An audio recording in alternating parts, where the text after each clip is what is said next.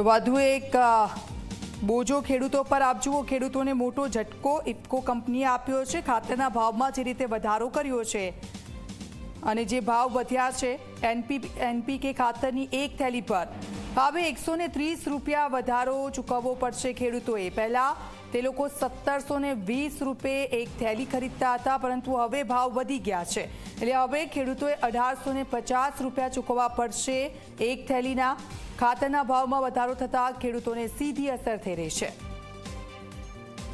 તો રાજ્યના ખેડૂતોને મોટો ઝટકો, જે રીતે ભાવ વધારો લાગુ કરવામાં આવ્યો છે। ચેતન અમારી સાથે જોડાઈ ગયા છે। ચેતન, ખેડૂતો શું કહી રહ્યા છે? કારણ કે હવે તે લોકોએ જે થેલી ખરીદતા હતા ખાતરની, તેના પર 130 રૂપિયા તેમને વધુ આપવા પડશે। જી બિલકુલ થી ઇફકો કંપની દ્વારા જે ખાતરનો જે ભાવ છે તે ફરી એક વખત વધારો કરવામાં આવ્યો છે, જેની સીધી અસર રાજ્યના જે ખેડૂતો છે તેના પર જોવા મળશે। ખાસ કરીને ઇફકો કંપની દ્વારા જે એનપીકે નામની જે ખાતરની જે થેલી છે તેમાં 130 રૂપિયાનો વધારો કરવામાં આવ્યો છે।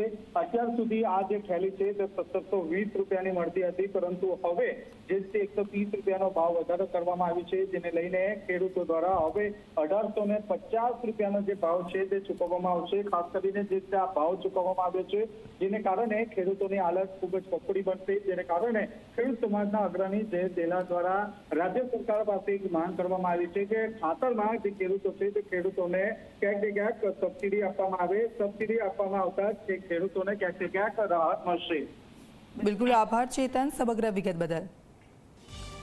તો ખેડૂતોને સબસિડી આપવામાં આવે તેવી માંગ કરવામાં આવી છે, કારણ કે તેનાથી થોડી રાહત ખેડૂતોને થઈ શકે છે। કારણ કે જુઓ, આ ભાવ વધારો છે, ખેડૂતને મોંઘો પડી શકે છે। એક થેલી પર 130નો આ વધારો કરવામાં આવ્યો છે, અને જ્યારે ખેડૂતો ખાતર ખરીદતા હોય છે ત્યારે એક થેલી નહીં પરંતુ વધુ થેલીઓ ખરીદતા હોય છે, એટલે 130 રૂપિયાનો વધારો જો એક થેલી પર તેઓ આપે તો તેમને આ બોજો વધુ પડી શકે છે। ખાતરના ભાવમાં વધારો થતાં હવે ખેડૂતોને તેની સીધી અસર થશે। પહેલાં જે ભાવ ચૂકવાતો હતો તેનાથી વધુ હવે 1850 રૂપિયા ખેડૂતોએ ચૂકવવા પડશે।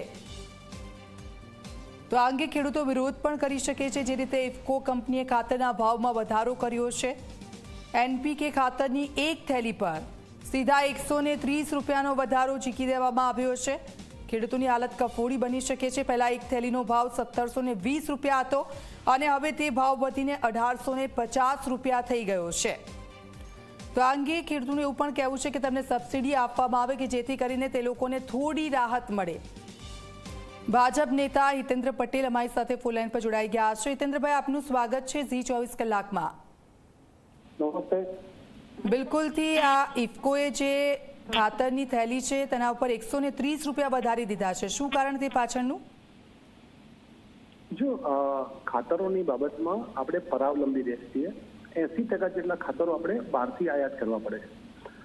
અહીંયા આંતરરાષ્ટ્રીય લેવલે જે સ્થિતિ બની છે એના કારણે આંતરરાષ્ટ્રીય બજારમાં એના રો મટીરિયલના ભાવો પણ વધ્યા છે, સાથે સાથે એને અહીંયા લાવવા માટેના જે રૂટ છે, કેટલાક દેશોના આંતરિક યુદ્ધને કારણે એના જે શોર્ટ રૂટ હતા એ રૂટ બંધ કરવાને કારણે ખૂબ લાંબા અંતરથી એને લાવવું પડે છે, એટલે એનું ફ્રેટ એટલે ભાડું પણ વધ્યું છે, મૂળ કિંમતો પણ વધી છે।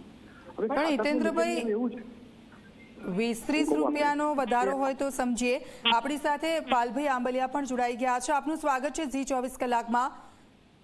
130 રૂપિયા એક થેલી ખાતરની વધારી દેવામાં આવ્યો છે ભાવ વધારો, શું કહેશો?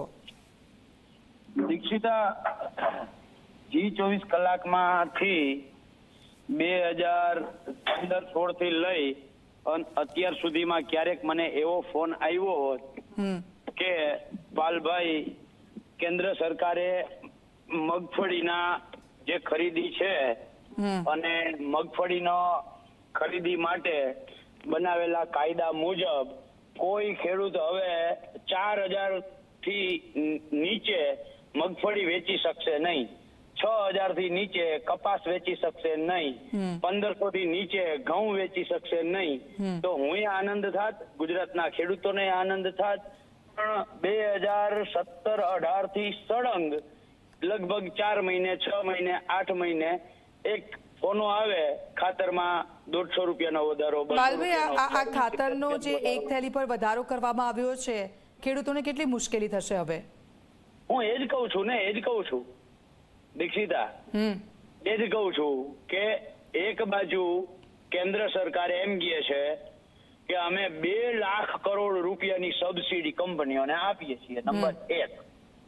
બીજી બાજુ 2014-15 થી લઈ અને 2025 સુધીમાં લગભગ 300 થી 350% એનપીકે ખાતરની અંદર સરકારે વધારો કર્યો છે. તો સવાલ એ થાય છે કે એક બાજુ એનપીકે ખાતરની અંદર વધારો થાય અને બીજી બાજુ સબસિડી એ અપાય, તો આનો મતલબ શું? હું G24 કલાકના માધ્યમથી સરકારને કહેવા માંગુ છું, આ 2 લાખ પાલભાઈ અમારી સાથે હિતેન્દ્રભાઈ પણ જોડાયેલા છે ને, એ આપની વાત સાંભળી રહ્યા છે. પણ હા, સારું ને, તો સારું ને, હિતેન્દ્રભાઈ સરકારમાં વાત પહોંચાડે. હું તો આગ્રહ ભરીને હિતેન્દ્રભાઈને કહું છું. હિતેન્દ્રભાઈ, શું રજૂઆત કરશો તમે? હલો જો બેન, મને ડિસ્ટર્બન્સના કારણે પાલભાઈની જે વાત હતી એ સંભળાઈ નથી, પણ સામાન્ય રીતે એવો સૂર નીકળે છે એમનો કે ભાઈ ખાતરના ભાવમાં જે વધારો છે બરાબર નથી. એટલે 2 બાબતો ક્લિયર કરવાની કે આપણે એક તો ખાતરોની બાબતમાં પરાવલંબી છીએ અને મોટા ભાગનું બહારથી લાવીએ છીએ. અને જ્યારે બહારથી લાવીએ છીએ ત્યારે આંતરરાષ્ટ્રીય ચલણના ભાવો અને એના આધારે આપણને એની પડતર નક્કી થતી હોય છે. અહીંયા યુરિયા ખાતરના ભાવોમાં જે સામાન્ય રીતે કુલ ખાતરના વપરાશના 60% વપરાય છે અને ડીએપી ખાતર જે કુલ વપરાશના 20% વપરાય છે. એટલે 80% જેટલા ખાતરોના ભાવમાં કોઈ વધારો થયો નથી. પણ હિતેન્દ્રભાઈ, 20-30 રૂપિયા હોય તો સમજ્યા, સીધો 130 રૂપિયાનો વધારો ખેડૂતોને મરવાનો વારો આવશે. આ બંને અમારી સાથે જોડાયા તે બદલ આપનો ખૂબ ખૂબ આભાર. તો એનપીકે ખાતરના ભાવમાં વધારો થતા હવે ખેડૂતો ચિંતિત બન્યા છે.